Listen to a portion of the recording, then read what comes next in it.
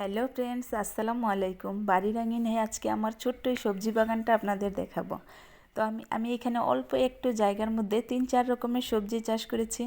তো নিজের হাতে যদি কোনো সবজি চারা লাগানো হয় তো গাছে ফল ধরুক কিংবা না ধরুক, খেতে পারি বা না পারি তাতে কোনো সমস্যা নেই। কিন্তু সকাল সকাল ঘুম থেকে উঠে যদি এরকম ফ্রেশ সবুজ সবুজ গাছপালা দেখা হয় তাহলে মনটা এমনিতেই ফ্রেশ হয়ে যায়। তো এখানে আমি একটা পুঁই শাকের ছোট্ট মাচা করে দিয়েছি, মাত্র 2টা চারা লাগিয়েছিলাম। সেইখান থেকে মাশাআল্লাহ পুরো মাচাটা আমার ভরে গেছে, অনেকগুলো সবজি হয়েছে, অনেকগুলো শাক হয়েছে। তো দেখুন কত সবুজ সবুজ কচি কচি পাতা, অনেকগুলো শাক খেয়েছি। এখন আবার নতুন করে শাকগুলো হয়েছে। আর এখানে একটা পেঁপে চারা লাগিয়েছি, মাশাআল্লাহ পেঁপে চারাটা অনেক বড় হয়ে গেছে। আর এই পাশে লাগিয়েছি একটা নাগামরিচের গাছ, গাছে অনেকগুলো ফুল আসছে, বাট এখনও কোনো মরিচ ধরেনি, ইনশাল্লাহ সামনেই ধরে যাবে। আর এই পাশে আমি লাগিয়েছি 3টা বেগুনের চারা, ছোট ছোট চারা এনে লাগিয়েছিলাম। তো মাশাল্লাহ অনেকগুলো বেগুন খেয়েছি, এখনও গাছে অনেকগুলো বেগুন আছে।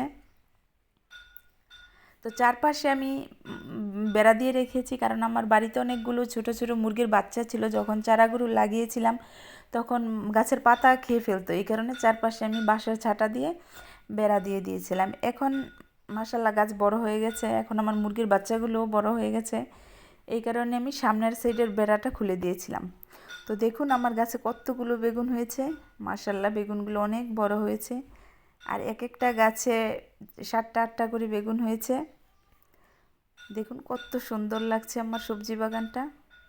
তো নিজের হাতে কোনো কিছু যদি লাগানো হয় তাতে মনের ভিতর অন্যরকম একটা ফিলিংস চলে আসে, অনেক ভালো লাগে।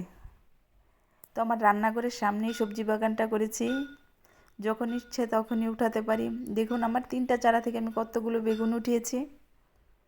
তো আপনারাও চেষ্টা করবেন, আপনাদের বাড়ির সামনে যদি কোনো খালি জায়গা থাকে অবশ্যই চেষ্টা করবেন অল্প পরিসরে কোনো সবজি লাগানোর জন্য, তাহলে অন্ততপক্ষে নিজের হাতে ফ্রেশ সবজিটা তো খেতে পারবেন।